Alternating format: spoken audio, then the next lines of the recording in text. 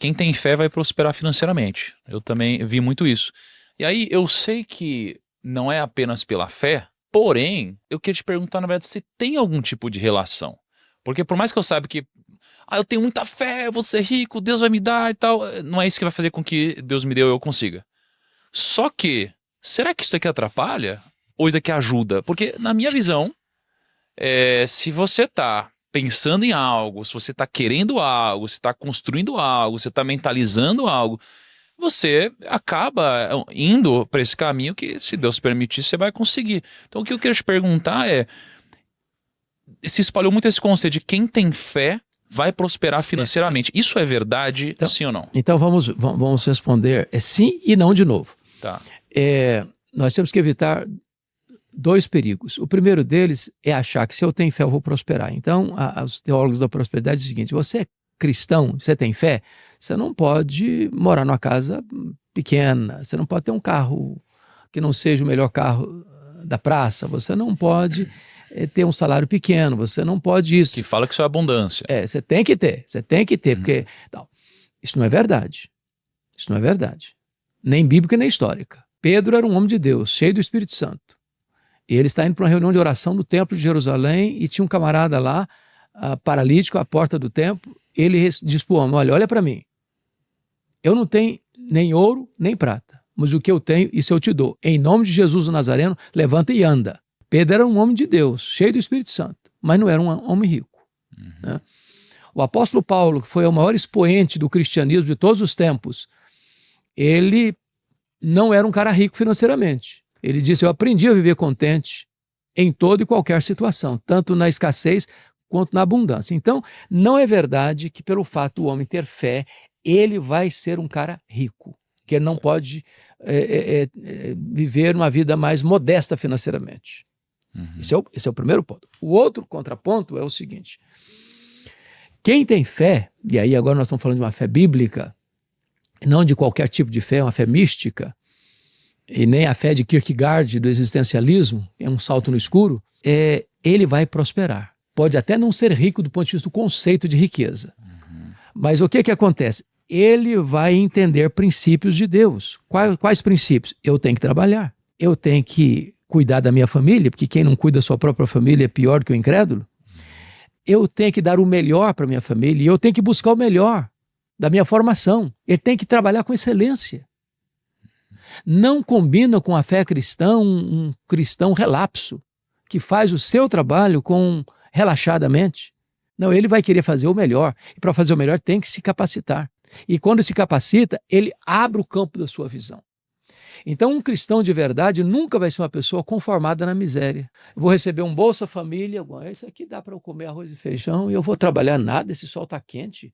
Eu sou lá do interior do Espírito Santo, e agora estive na época da colheita do café, que foi a maior safra da história da região. Não encontra ninguém para trabalhar na lavoura. O cara quer ficar na porta de um boteco, tomando a pinguinha dele, e não quer trabalhar, porque se conformou com a miséria. Isso é até política de governo. Manter o povo num padrão de miséria, para esse povo ser dependente do Estado e manter o povo naquela situação contínua. Não, a fé cristã não se conforma com isso. A fé cristã reage a isso. O camarada tem que melhorar, ele tem que produzir. E, aliás, uma parte que eu acho fundamental. Qualquer cidadão, seja em que área for, ele não pode botar todos os ovos da galinha numa cesta só. Em outras palavras, você precisa variar as suas fontes de renda, porque às vezes a pessoa também só fica naquele ponto, ele não abre o leque das oportunidades. E eu acho que faz parte da fé cristã a questão do empreendedorismo. É preciso empreender. E se a pessoa faz com excelência, ele vai ter campo de trabalho.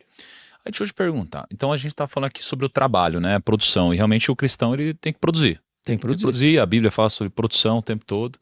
Salomão até, quando ele vai, né, no momento dele talvez mais depressivo, ele vai experimentando várias coisas, e antes de ele chegar à conclusão que é Deus, né, o temor a Deus, ele chega à conclusão do trabalho, que é a coisa que dá sentido à vida.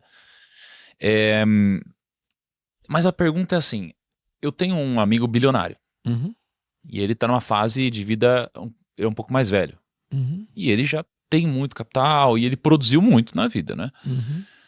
Só que ele tinha essa cabeça workaholic, que eu considero que eu tenho também. Então, assim, é quase que acima de tudo, né? E aí, óbvio, não entrando se é certo ou errado, mas assim, essa foi a visão de crescimento dele. Ele trabalhou muito na vida, construiu muitos negócios, muito patrimônio, e ele nunca ia parar. E aí, até que ele leu um dos conselhos de Salomão, que fala sobre tudo ter um tempo certo na vida. Então, na vida você tem o tempo certo de plantar e você tem o tempo certo de colher. E na visão dele, ele nunca tinha colhido, ele só tinha plantado. E aí, na visão dele, ele falou, cara, tá na hora de eu me aposentar. Tá na hora de eu plantar, de eu colher porque eu só plantei. E aí o que eu queria te perguntar, dentro dessa visão de futuro, de trabalho, cara, eu devo produzir, trabalhar até o final da minha vida? Ou tem um momento onde eu posso talvez seguir uma aposentadoria padrão, que é, poxa, vou viver de renda passiva, vou fazer o que eu quiser assim, né, desde que não seja contra os princípios de Deus e tal.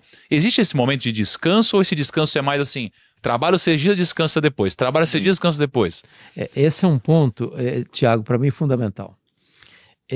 Aquilo que nós afirmamos ali atrás. É possível que uma pessoa trabalhe e fique viciada em trabalho, produza e não usufrua o fruto do seu trabalho. A mesma Bíblia que me ordena a trabalhar, me ordena também a usufruir o fruto do meu trabalho. Tá. Então, em Eclesiastes, Salomão diz assim, olha que coisa interessante. Quanto ao homem a quem Deus conferiu riquezas, Salomão entende que é Deus quem confere riquezas e bens, e lhe deu poder para deles comer e receber a sua porção e gozar do seu trabalho. Isto é dom de Deus. Porque não se lembrará muito dos dias de sua vida, porquanto Deus lhe enche o coração de alegria. O que Salomão está dizendo? Se você trabalha, se você produz, se você ganha e você não usufrui, você só semeia, você não colhe, quem não suou a camisa, quem não trabalhou, quem não ralou, é quem vai usufruir. E às vezes vai usufruir mal. Né? Tem a história do livro, né? Pai rico, filho pobre. Neto, não. Pai rico, filho... abastado, e aí o neto é pobre.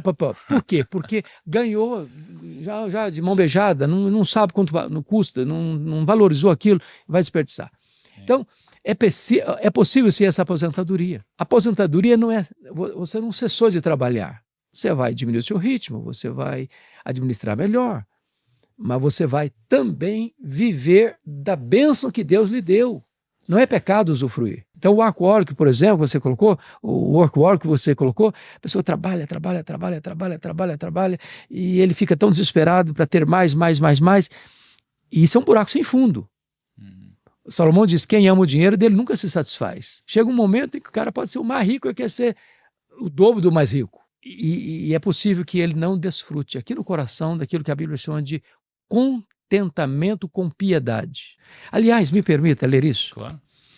Paulo, quando está trabalhando esse assunto, ele é muito contundente na primeira carta a Timóteo.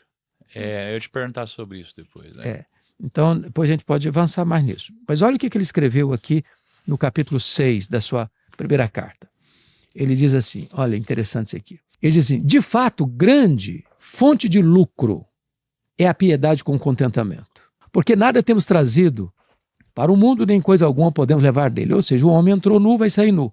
Não tem gaveta em caixão, não tem caminhão de mudança e enterro. O camarada pode ser o mais rico do mundo, ele vai sem nada. E ele prossegue, tendo sustento que nos vestir, estejamos contentes. Ora, os que querem ficar ricos, aí está o ponto. Não é o empreendedor, não. O cara que quer ficar rico a qualquer custo, a qualquer preço. Ele está disposto a passar por cima de tudo e de todos.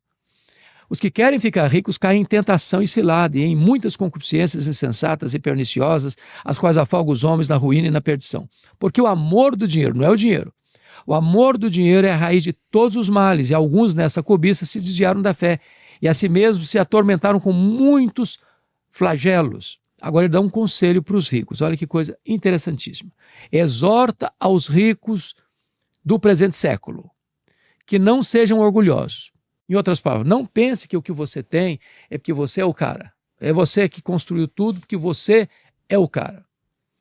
Nem depositem a sua esperança na instabilidade da riqueza. A riqueza é volátil. Ela pode vir, ela pode bater asas. E ele prossegue o seguinte, mas em Deus, põe sua confiança em Deus, que tudo nos proporciona ricamente, olha a prosperidade aqui, ricamente para o nosso aprazimento. Ou seja, Deus quer que no processo de semeadura você mantenha o seu contentamento em Deus. E ele termina assim, que os ricos pratiquem o bem, que os ricos sejam de boas obras, generosos em dar e prontos a repartir, que acumulem para si mesmos tesouros, sólido fundamento para o futuro, a fim de se apoderarem da verdadeira vida. Ou seja, comece a fazer investimento no banco lá de cima, no banco celestial. Ou seja, use a riqueza que Deus pôs na sua mão para socorrer o necessitado e para promover o reino de Deus.